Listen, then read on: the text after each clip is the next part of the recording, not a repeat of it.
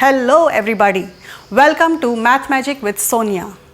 In my last video, we learnt how to find square root of a number by the method of repeated subtraction. In this video, we will find square root of a number by the prime factorization method. Although all of you must be knowing, I'll briefly explain what do we mean by the word factor. To find factors of a number means to undo the multiplication or to unmultiply. Basically, it is the reverse of multiplication. Suppose I take any random number, say I take 10. To write factors of 10 means to write all possible ways in which I can multiply two numbers to get 10 or express 10 as a product of two numbers. For example, I'll show you how. Suppose I take the number 10. I can write this as 1 multiplied by 10 will give me 10. Also 2 multiplied by 5 gives me 10. So I can say that the numbers 1, 2, 5 and 10 are factors of 10.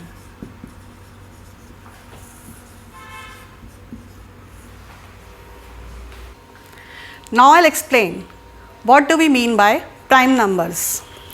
If I take the number 5, there is only one possible way in which I can express 5 as a product of two numbers, and that is I can write it as 1 into 5.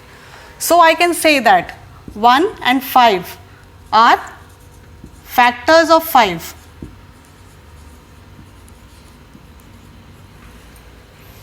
So all such numbers which have only two factors, that is 1 and the number itself, such numbers are called as prime numbers, and all other numbers which are not prime besides 1 are called as composite numbers. 1 is neither prime nor composite. Prime numbers are called as the building blocks of composite numbers. That is, in other words, we can say that all composite numbers can be expressed as a product of its prime factors. And the list of prime numbers up to 20 is, first prime number is 2. 1 is neither prime nor composite. The next is 3. Then we have 5. Then 7. 9 is not a prime number. 10 is not prime. Then we have 11. Then we have 13. Then we have 17 and 19. So this is a list of prime numbers up to 20. Normally for all the sums, these numbers are used often. Now consider the following example. Over here I will be writing the prime factors of the number and of its square. If I take the number 4, the prime factors of 4 are 2 multiplied by 2. Now the square of 4, if I take in this column, square of 4 is 4 multiplied by 4, which is 16, and the prime factors of 16 can be written as 2 into 2 into 2 into 2. 2 2s are 4, 2s are 8, 2s are 16. Another example, 6. 2 multiplied by 3 gives me 6, and 6 square, which is 6 multiplied by 6, that is 36. And the prime factors of 36 are 2 into 2 into 3 into 3. So what do I observe here?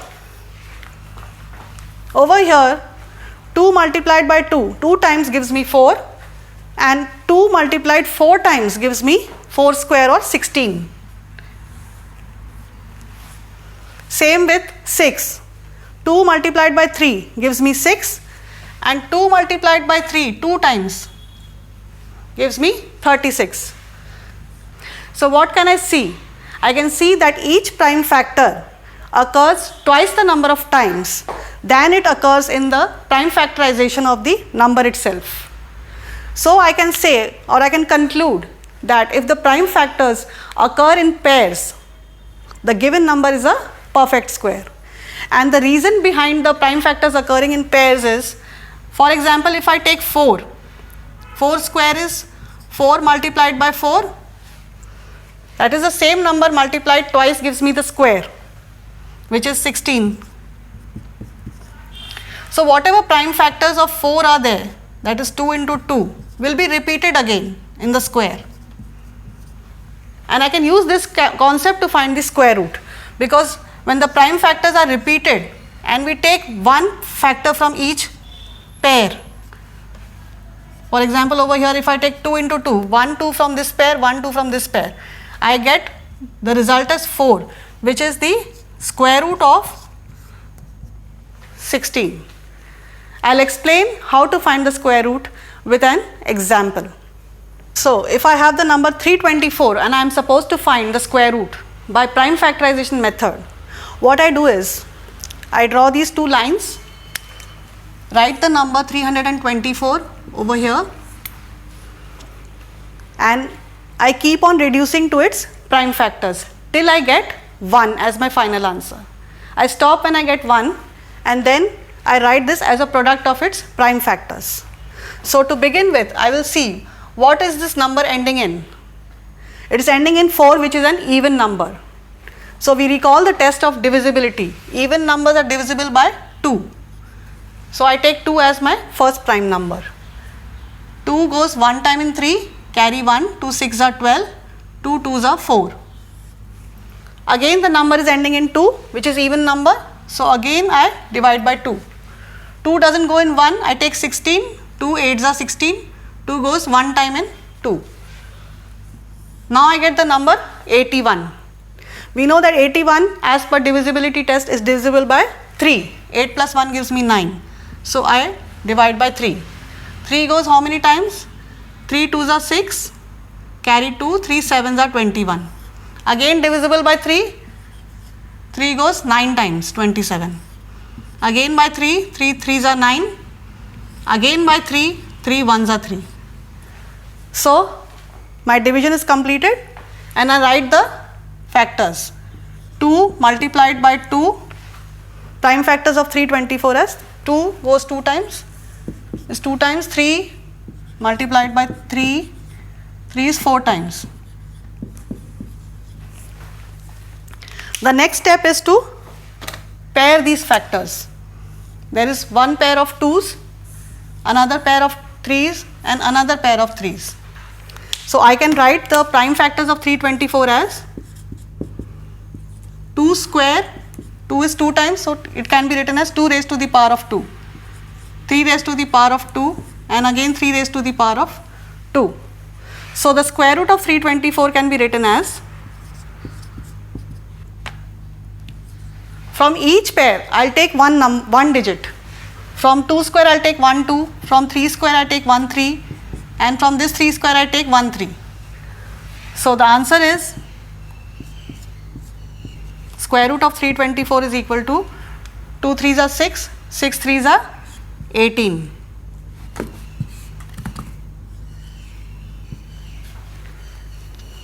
And now we will solve a couple of sums based on the method of prime factorization. And here is the question: is 1100 a perfect square? If not, find the smallest multiple of 1100, which is a perfect square. Find the square root of that multiple. Well, when you witness such questions, there is an easy way of solving them. First, we will factorize 1100 into its prime factors. And after that, we will see whether the number is a perfect square. If the number is not a perfect square, we will see the smallest multiple by which 1100 can be multiplied to make it a perfect square. And then we will find the square root of the number obtained. So to prime factorize 1100, I write it here. Now we can clearly see that the number is ending in 0. So it is divisible by the first prime factor, which is 2. 2 5 times gives 10. This is 11, carry 1. 2 5 times 10 and then 0. Again divisible by 2. 2 times 4. This is 5, carry 1. 2 7 times 14. This is 15, carry 1. 2 5 times 10. Divisible by 5 since ending in 5. 5 times gives 25. This is 27, carry 2. Again 5 goes 5 times. I get 55. Again divisible by 5. 5 one times gives 5, 5 one times gives 5. Now I get 11 divisible by 11. And then I write the prime factors of 1100, which is 2 multiplied by 2 multiplied by 5 multiplied by 5 multiplied by 11. The next step is to group the prime factors into pairs or groups of 2. So this is one pair, 2 into 2, 5 into 5 is the second pair, and then I am left with only one 11. There is no pair of 11. So this gives me a clear picture that the number is not a perfect square. They are asking, is 1100 a perfect square? So my answer is no, 1100 is not a perfect square. Why? Because we have already studied for any perfect square number, the prime factors will always occur in pairs. So in order to make this a perfect square, we have to, the next part is find the smallest multiple of 1100 which will make it a perfect square. So if we multiply just by 11 on the right hand side, we know that we will get the perfect square. And since we multiply by 11 on the right hand side, we simultaneously multiply on the left hand side also. So the next step, I will write first, since 11 is not in pair or group of 2, 1100 is not a perfect square.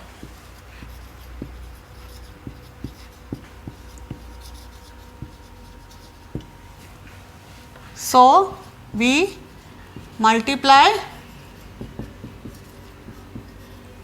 with 11 on both sides. So I can write now 1100 into 11 is equal to 2 into 2 into 5 into 5 into 11 into 11. So the new number which is obtained because I have multiplied with the 11 simultaneously on both sides is a perfect square. 11 into 11 gives me 121 and 2 zeros. Over here I can write this as 2 square into 5 square into 11 square. They are asking me to find the square root of the multiple obtained. The multiple obtained is 12,100. So I have to find the square root of 12,100. Now I don't have to find the or factorize the number, new number obtained into its prime factors because I have already got the prime factors. To find the square root, I just take one digit from each pair. From 2 square I take a 2, from 5 square I will take a 5, and from 11 square I take a 11. And when I multiply, I get the square root required. 2 into 5 is 10 into 11 is 110.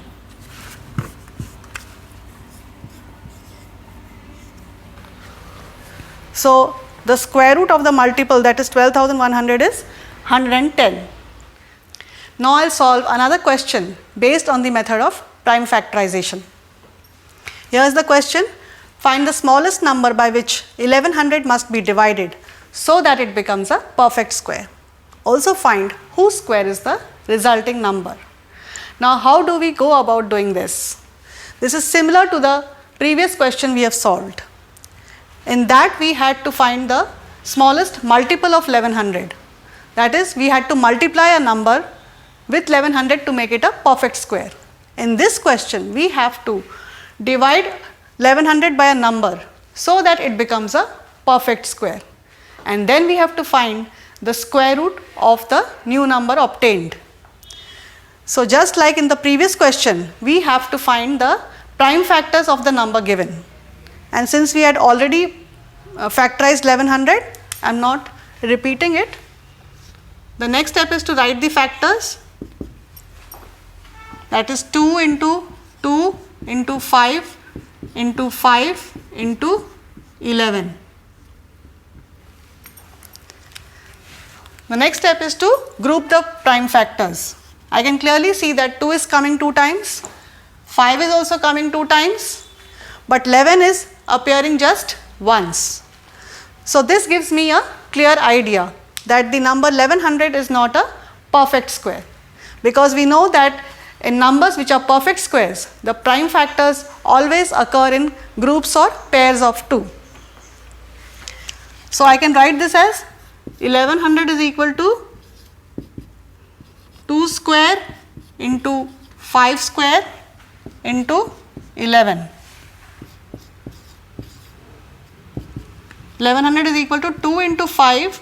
This can be written as 2 into 5 the whole square into 11. So just by looking at this, I get a clear idea of the situation. That is, if somehow on the right hand side this 11 is removed, then I get a perfect square number. So the question asks me, find the smallest number by which 1100 must be divided. So I get my answer over here. If I divide both sides by 11, I will get a perfect square number. So dividing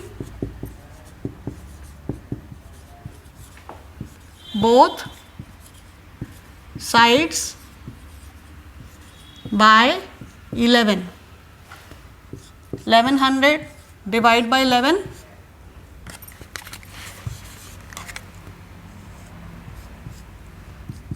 Over here I can write this as 2 into 5 as 10 square into 11 divide by 11. 11 is cancelled here. Over here 11 goes one time and here 0 0. So what I get is 100 is equal to 10 square. So I can clearly see that 100 is a perfect square. Now what they are asking, also find whose square is the resulting number. The resulting number on division of 1100 with 11 gave me 100. So 100 is the square of this particular number 10. So I can say that the square root of 100 is 10, or the square of 10 is 100. So I hope you have understood how to solve sums based on the method of prime factorization. In my next video, I will be explaining how to find square root of perfect squares as well as non-perfect square numbers by the long division method. Thanks for watching the video. Please subscribe to my channel. Take care. Bye.